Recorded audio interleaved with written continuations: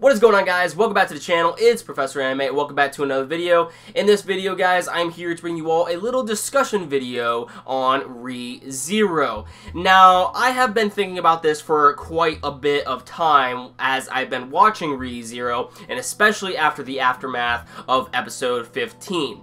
Now, the thing that I'm talking about is that Subaru, our main protagonist of this series, is actually going through the 7 deadly sins. So what are the 7 deadly sins? Not to get confused with the anime, the 7 deadly sins, but the actual 7 deadly sins. The 7 deadly sins are a classification or grouping of vices that reside within humans.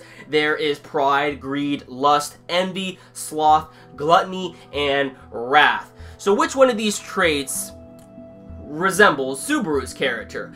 From what it seems like, the main trait that we see from Subaru, as we have seen throughout these episodes of Re:Zero, the most likely trait that he resembles is pride. However, I'm going to give a few instances in which Subaru has also, pretty much shown other traits of the 7 deadly sins as well. Now, in episode 1 of Re:Zero, we see Subaru coming out of a convenience store, and it seems like he is living an unpurposeful life. His life has no meaning. He is pretty much being lazy. He is known as a shut-in and a NEET, and that is until he stumbles across this newfound world inn that, pretty much gives his new life a purpose, really. In his previous life, we don't really know much about Subaru's character, but it seems like in Subaru's previous life, he lived a very slothful-like nature. In episode 1 as well, we also see a shift in Subaru's personality as well, because as he stumbles across this newfound world that he is in, he soon begins to find purpose in his life. He, is go-lucky and is having fun in this new world compared to his older life. He thinks that this life that he now resides in is a game to him. And we also see a shift in his personality as well by the moment in time he meets Emilia. And he sees Emilia as this sort of goddess and this beautiful girl that he just wants to get together with and eventually gain, her acceptance. He wants to get together with Emilia, and this is where we start to see Subaru have the trait of lust. He becomes obsessed with Emilia. He is willing to do everything he can for Emilia. In episode 13 of Re:Zero, we see there is a false flag within Subaru's personality, and that is the fact that he has become very stuck up, very, prideful in his nature. Whenever he is complimented,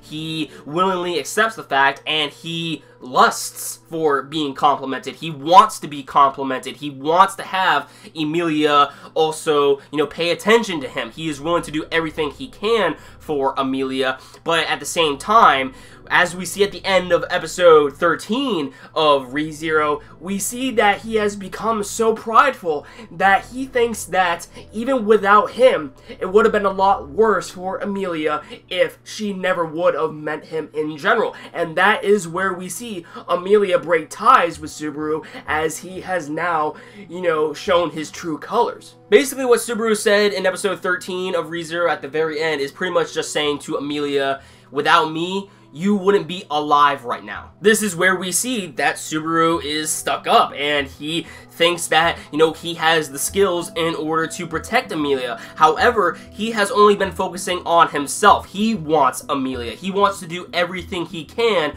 with Emilia. However, Emilia doesn't see that. She sees that Subaru is just acting on his own actions instead of acting out for others. Even in episode 15 of Re:Zero, we see that Beetlejuice, I don't know how you pronounce his name, I'm sorry.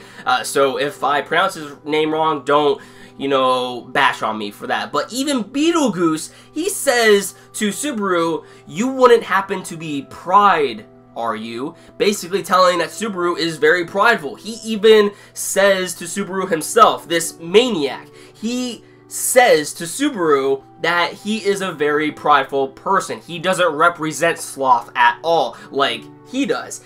what Subaru resembles at this given point in time is pride, his prideful nature. And at the end of ReZero, we see, you know, by the time he eventually dies, you know, he sees all of this shit that happened to him basically from his own actions. People are being murdered, you know, the kids' bodies were burned, you know, Rem and Ram ended up dying from all of this, from all, you know, of the shit that he has caused. Just by acting on his own accord has caused people to die. And this is where we see at the end of episode 15, right at the end of the credits, that Subaru has a gleam in his eye. It now seems like he is going to act out for the sake of others instead of himself, because if you have seen the previews for episode 16 of ReZero, it seems like he is actually trying to get help in order to help out, you know, his fellow friends.